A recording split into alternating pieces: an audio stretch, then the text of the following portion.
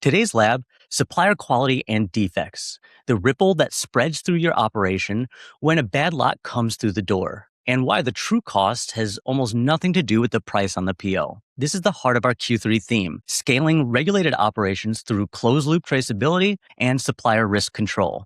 Welcome back to the Compliance Lab on the QT9 Q-Cast, where we take one messy, real-world scenario and turn it into a system that you can actually run. I'm your host, Reyes. By the end, you'll have a simple test for whether your supplier management software can actually contain the ripple.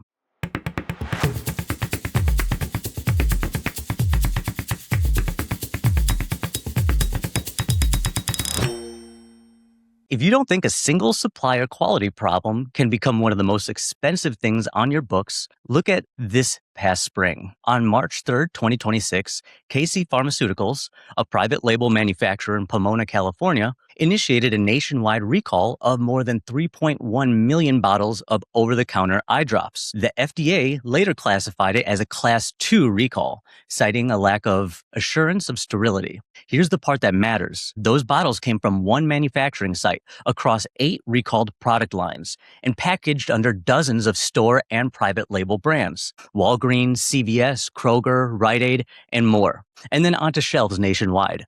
And that's the supplier to lot to customer exposure map in one picture. One upstream manufacturing quality problem propagating through a whole network of buyers, each now asking them the same question on their own shelves. Which lots, which stores, which customers are affected? The ones who can answer in hours look very different right now from the ones reconstructing it by hand. And it's not a one-off. Sedgwick's 2026 recall index counted 3,295 recalls last year, with defective units up to 26%, from 681 million to 858 million. Regulators also leaned hard on recall execution, with heavy fines and even prison sentences for late defect reporting. Slow tracing isn't just operational pain anymore, it's enforcement exposure. And the whole drug chain is moving in this direction. Under the Drug Supply Chain Security Act, prescription drug trading partners are being pushed towards package-level electronic interoperable tracing. Many deadlines have already passed, and one final small dispenser exemption runs through November 27th, 2026. DSCSA covers prescription drugs, but not these over-the-counter drops. But the direction is unmistakable. Trace a unit from supplier lot to point of sale on demand. Now shrink that national story down to your own dock. Every one of those buyers is about to pay the real invoice for a defect that they did not create. And that's today. Start with the mindset shift. The PO price is what you paid to acquire the material. It's not what the material costs you. And the gap between those two numbers is where supplier quality really lives. When a lot is good, the gap is basically zero. When it's bad, it explodes. And it explodes in places that never get tied back to the supplier, the line, the schedule, the quality team's calendar, and eventually the customer. Think of the PO price as the tip of an iceberg. Everything underneath the waterline is the real invoice, the bill that nobody mails you, but you pay anyways. So let's follow the ripple outward, stage by stage. Stage 1, the dock. Best case, you catch it at receiving.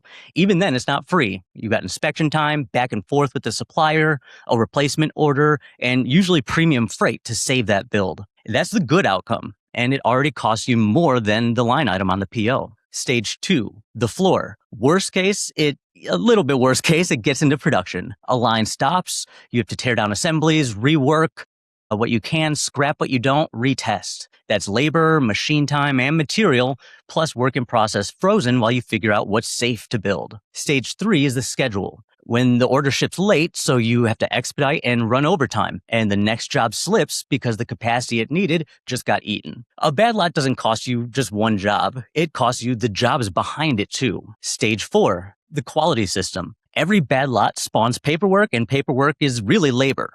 A nonconformance, a material review board, root cause, a supplier corrective action, CAPA, updated inspection plans, and maybe retraining. Hours from your most expensive people pulled off of everything else. Stage 5 is the customer. And if it escaped the building, we're talking complaints, returns, sorting at the customer site, containment, maybe a recall, and warranty claims, plus the cost on no spreadsheet anywhere, the customer's trust, and your spot on their approved supplier list. And that's the ripple. One lot, 5 stages, and the PO covered roughly none of it. There's a rule of thumb for exactly this, the 1-10-100 rule. It's not an accounting standard, but it is a useful mental model. Catch the defect at the source, the supplier you're receiving doc, and call it $1. Catch it on your own floor, built into the product, and it's 10. Let it reach the customer, and it's 100. Same defect, the only variable is how far it traveled before someone caught it. A bad lot doesn't get cheaper as it moves through your plant. It compounds. So the whole game is catching and containing it early. The doc is a $1 problem, the customer is a $100 problem. So let's put a number on it. Round numbers, but you'll recognize the shape. Lot B247, PO line 500 brackets, $12 each, $6,000 total. The lot's bad, and let's say an out of tolerance cleaning process. Here's the real invoice. Receiving catches some of it, reinspection plus an expedited replacement, and call that a couple thousand. But some hit production across 4 different work orders. So you have to tear down and rework 2 assemblies, scrap a batch and retest everything. Several thousand more. One finished lot already shipped, so now there's a customer sort, return freight, and a containment call. A few thousand more, plus a very uncomfortable phone call. Your quality team burns a better part of a week on the nonconformance, the root cause, and the resulting supplier corrective action. Add it up, and that $6,000 PO just costs you $30,000, $40,000. That is the real invoice. And notice, the supplier only ever sees the $6,000. Now, what decides whether that invoice stays small or runs away from you? And that's 2 gaps. Gap 1, traceability that only runs backward. Most shops can answer, where did this come from? Unit, work order, PO, and supplier lot number. That direction is easy. But if your supplier management software only runs backward, it is only solving half the problem. The expensive direction is forward. That one lot split across different work orders, becoming several unfinished lots shipped to several customers. And the breadcrumbs are scattered across an inventory transaction, a paper job traveler, and a shipping record that nobody reconciled.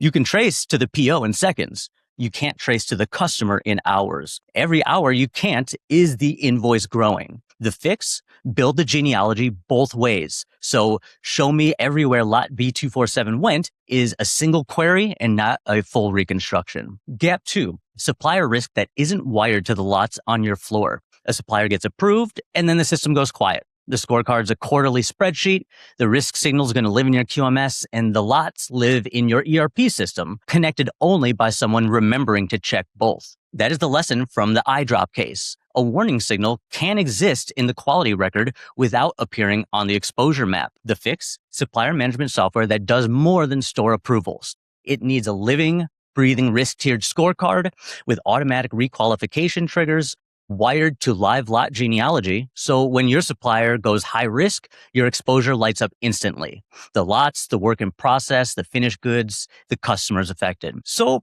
let's pull it together.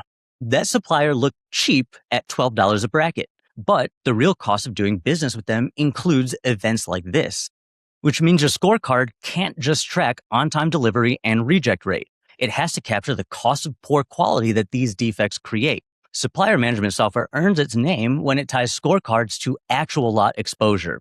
The cheapest PO and the most expensive supplier are very often the same supplier. And you only see that if you can trace the lot, because you can't bill back, score, or even size a ripple that you cannot follow. So here's your challenge this quarter. Take your last real supplier defect, one lot, and build the real invoice, not the PO price. The whole thing, receiving, rework, scrap, expedite, the schedule hit, quality team hours, customer impact.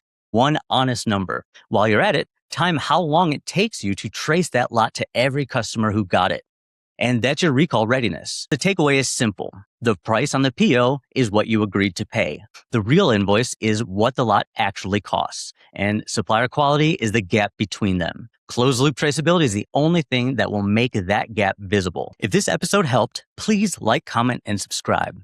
I'm Christian Reyes, and this has been the QT9 Q-Cast Compliance Lab. Until next time, keep improving and stay compliant.